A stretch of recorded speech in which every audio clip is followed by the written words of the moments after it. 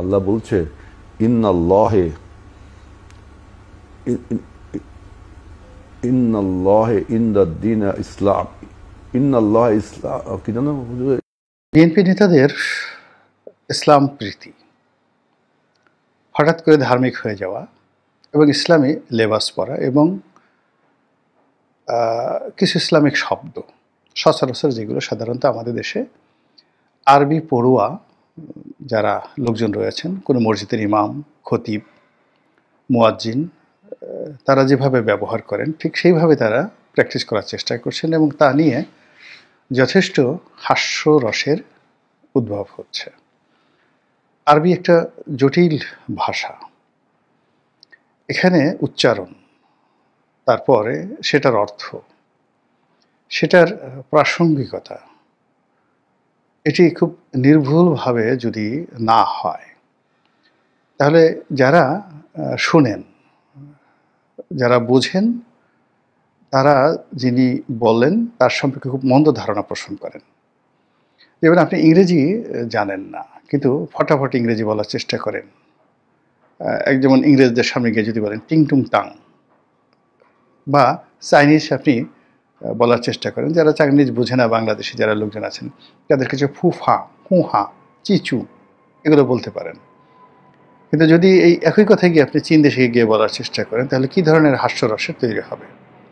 আবার আমরা যারা বাংলা ভাষা জানি, তো আপনি বাঙালিদের কাছে অদ্ভুত উচ্চারণে বাংলা বললেন, তো যেটা শুনে আপনি যাকে বলা হয়, যেমন বাংলাদেশে খুব একটা ভালো শব্দ মাগি, তো মাগির কিন্তু অসাধারণ একটি অর্থ রয়েছে, কিন্তু আপনি যদি কোনো ভদ্র মহিলাকে গিয়ে আপনি বলেন যে প্রিয় মাগি আপনি কেমন আছেন, কিংবা আপনি যদি কোনো পুরুষকে, ভাতার অনেক ভালো একটা শব্দ, এক পুরুষকে গিয়ে যদি আপনি বলেন আসসালামু আলাইকুম, স্বাগতম আমার ভাতার, প্রিয় ভাতার আপনি কেমন আছেন,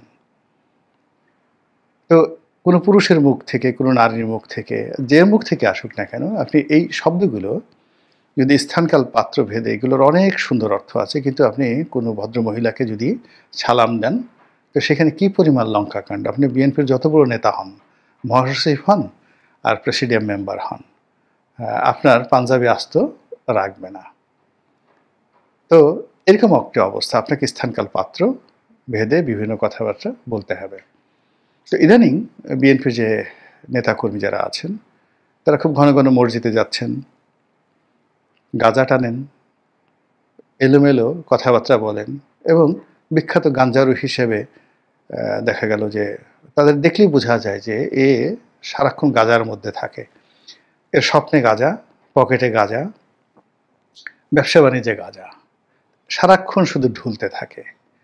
তো এরকম কিছু মানুষ ইদানিং দেখা যাচ্ছে হঠাৎ মিম্বরে দাঁড়িয়ে যাচ্ছে, মাথায় টুপি, এবং ইমাম সাহেবের হাত থেকে মাইকটা কেড়ে নিয়ে তাকে দু চারটি বক্তব্য দিতেই হবে। এখন হজের মরশুম শুরু হয়নি কিন্তু ওয়াজের মরশুম সারা বাংলাদেশে চলছে, এবং সেখানে স্থানীয় নেতা যিনি এমপি প্রার্থী হবেন বা ওখানকার যিনি সন্ডা গন্ডা হঠাৎ করে বিএনপি নেতা হয়ে গেছেন, তিনি যিনি ওয়াজ করতে গেছেন তার কাছ থেকে মাইক নিয়ে সেখানে কিছু ধর্মীয় বক্তব্য তাকে দিতেই হবে। লোকজন জানে যে কালকে সকালে সে গরু চুরি করেছে, পরশুদিন সে অমুক বাড়ির মাছ চুরি করেছে, এলাকার যত চাঁদাবাজি আছে সে সব কিছু নিয়ন্ত্রণ করে, ময়লার ব্যবসা নিয়ন্ত্রণ করে।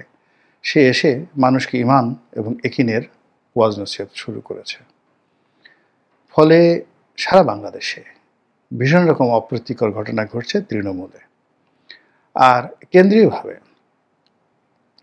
বিশেষ করে বিএনপির নেতা সালাউদ্দিন সাহেব, তিনি সব জায়গাতে, সব দরবারে যাচ্ছেন। তিনি সেই হাটহাজারিতে যাচ্ছেন, যাওয়ার সময় তিনি পাজামা পরছেন, পাঞ্জাবি পরছেন, তার উপর কোটি পরছেন, মাথায় টুপি দিচ্ছেন। এরপর তিনি চ্যাগাইয়ে বসে, দুই পা ফাঁক করে চ্যাগাইয়ে বসে, তারপরে তিনি গরুর মাংস দিয়ে ভাত খাচ্ছেন। আর তিনি যখন চ্যাগাইয়ে বসছেন তখন যে ছবিগুলো আসছে স্পষ্টতই তার মোচা দেখা যাচ্ছে, দেখতে পারেন গিয়ে আপনি। একজন মানুষ, মানে লেখাপড়া জানা মানুষ, শিক্ষিত মানুষ, এইরকম কর্মকাণ্ড কেন করতে হবে তাকে? হোয়াই? তিনি তার মতো চলবেন, তার মতো যাবেন। তাকে দিয়ে কেন সব কাজ করাতে হবে বিএনপিকে? এরপরে অতি সম্প্রতি গিয়ে দেখা গেল যে তিনি একটি সমাবেশে গেছেন, সেখানে হাজেরানে মজলিস। তো হাজেরানে মজলিস এই শব্দটা কেন তাকে বলতে হবে? মজলিস, মজলিস শব্দের অর্থ কি? হাজেরান শব্দের অর্থ কি? হাজেরানে মজলিস শব্দের অর্থ কি? কেন তাকে এই কথাগুলো বলতে হবে? আবার তিনি বলার চেষ্টা করলেন, যেভাবে আমাদের দেশের মানে অসাধারণ, মানে এটি নিয়ে আমি আলাদা একটা ভিডিও করব, কিন্তু এখানে বলে রাখছি, দেলোয়ার হোসেন সাঈদী সাহেব তার ওয়াজে এই শব্দগুলো ব্যবহার করতেন। তিনি বলতেন যে মানে কালো ছেলের নাম যেভাবে পদ্মলোচন, তা আমাদের দেশের অনেক লোক ওয়াজের মঞ্চে বসছে, হয়তো ঠিকমতো উজু করতে জানে না, সাঈদী সাহেবের বক্তব্য, একটা হাদিসও জানে না, কোরআনও জানে না ঠিক মতো, কিন্তু সুর জানে, গান জানে, গল্প জানে। তারপরে পাশে একটা লকব আছে, সে অমুক পীরের মুরিদ, অমুক পীরের খলিফা, অমুক পীরের সন্তান। তো এই ধরনের মানুষকে বড় করার জন্য তার যারা ভক্ত রয়েছেন, অনুরাগী রয়েছেন, তারা বিভিন্ন উপাধি দেন। যেমন খতিবে দান, কুতুবে কুরকুরানি, জনাবে ফুরফুরানি, সাহেবে ঝুরঝুরানি। সাঈদী সাহেব আরও ভালো করে বলেছেন। এইরকম যে উপাধি, এই উপাধি শুনে মানুষ তো বুঝে না যে কুতুবে কুরকুরানি বলতে কি বুঝাচ্ছেন, তারপরে সাহেবে দান বলতে কি বুঝাচ্ছেন, কুতুবে খানদান বলতে কি বুঝাচ্ছেন। কিন্তু মানুষ সুবহান আল্লাহ না জানি কি হয়ে গেছে। আমাদের দেশে তো এরকম ঘটনাই ঘটে। তো সেটা যারা বলেন আর যারা শুনেন ওই পর্যায়ে থাকে। কিন্তু সালাউদ্দিন সাহেবের মতো মানুষ যখন মাদ্দা জিল্লুহুল আলী, উচ্চারণটা এরকম, তো খতিব এবং ইমামদের সমাবেশে তিনি যখন মাদ্দা জিল্লুহুল আলী বলতে গিয়ে সেটা বিকৃত উচ্চারণ করেন, এটা তার দরকার ছিল না, তার এটা প্রয়োজনও ছিল না। তিনি মাথায় টুপি দিয়ে আরবি ভাষায় কথাবার্তা বলে তারপরে আবার তিনি সেখানে তারেক রহমান সাহেবকে আমাদের ইমাম, আমাদের জাতীয় ইমাম জনাব তারেক রহমান, আপনাদের ইমাম, এই কথাগুলো বলে যে একটা অপ্রীতিকর পরিস্থিতি তৈরি করলেন, চারিদিকে যেভাবে ভুয়া শব্দ এলো, আসলে রাজনীতি কোথায় নেমে গেছে? এত দালালি কেন করতে হবে? সবার কাছে কেন এইভাবে এত মাথা নোয়াতে হবে? বাংলাদেশে এই যে ইসলামপন্থী যারা আছেন, তারা তো সবসময় তাদেরকে নিয়ে ব্যস্ত থেকেছেন। দিন শেষে তারা ওই তাদের লোকদেরকে ভোট দিয়েছেন, বিএনপি দিয়েছেন, আওয়ামী লীগ দিয়েছেন, জামাতকে দিয়েছেন বা পীর সাহেবকে দিয়েছেন। এভাবে যদি মানে ইসলামপন্থীদের ভোটে মন্ত্রী এমপি হতো, তাহলে আপনি চিন্তা করুন যে চরমোনাই পীর সাহেব, তারপরে শর্ষিনার পীর সাহেব, ফুলতলির পীর সাহেব, যাদের লক্ষ লক্ষ মুরিদ রয়েছেন, মানে তাদের দলের যারা লোকজন, তাদেরই তো পার্লামেন্টে আসা উচিত ছিল, কিন্তু এখন পর্যন্ত সেটা আসেনি। বরং যারা ঠিকমতো নামাজ পড়ে না, এমনকি পেশাব করে পানি নেয় না, মদ্যপান করে, মাঝে মধ্যে বাইজি মহলে যায়, তো এই সকল মানুষই তো বেশিরভাগ ক্ষেত্রে রাজনীতির মূল ধারাতে আছে। তাদের মধ্যেই তো এমপি মন্ত্রী হচ্ছে। এরা দুর্নীতি করে, ব্যাংক লুট করে, তারপরে শেষে বিভিন্ন একেবারে সাধারণ পরিবার থেকে আসছে। কেউ বলে অমুকে দপ্তরির ছেলে, অমুকে সেই কবরস্থান মানে গোরখোদক ছিল। তো এই সমস্ত লোকজন গোরখোদক ছিল, কোনো অফিস ঝাড়ু দিয়েছে, পিয়ন ছিল, তারা হুট করে জনগণের ভোটে এমপি হয়ে যাচ্ছে। আবার এমপি হওয়ার পর তারা হাজার হাজার কোটি টাকার মালিক হয়ে যাচ্ছে। হাজার হাজার কোটি টাকার মালিক হয়ে যাওয়ার পর তারা সাহেব হয়ে যাচ্ছে, সুবা হয়ে যাচ্ছে। এটা তো আমাদের সমাজে প্রচলিত।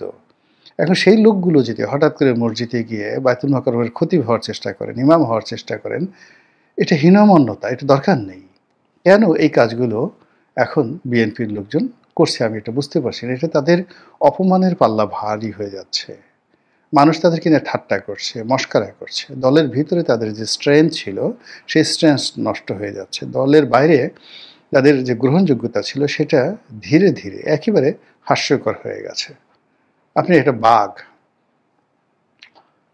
আপনি স্বাভাবিক ঠিক আছে, একটা বাঘ খুব সুন্দর বা জোরে জোরে আসলো, ভয় পেয়ে গেল, আপনি ভয় থর থর করে কাঁপছেন, একটা বাঘ চলে আসছে, কিন্তু বাঘ ডানে তাকালো, বামে তাকালো, হঠাৎ করে জোরে ভম করে একটা শব্দ করে বায়ু ত্যাগ করলো।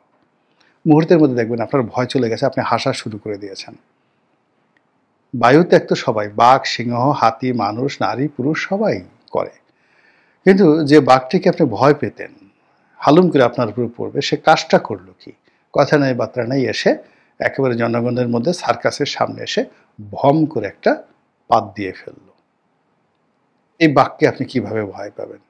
তো রাজনীতিরও এরকম একটা সৌন্দর্য রয়েছে। যার দ্বারা যে কাজটি মানায়, যার যে কাজটি করা উচিত, সেই কাজটি তিনি করবেন। হ্যাঁ, করতে পারেন।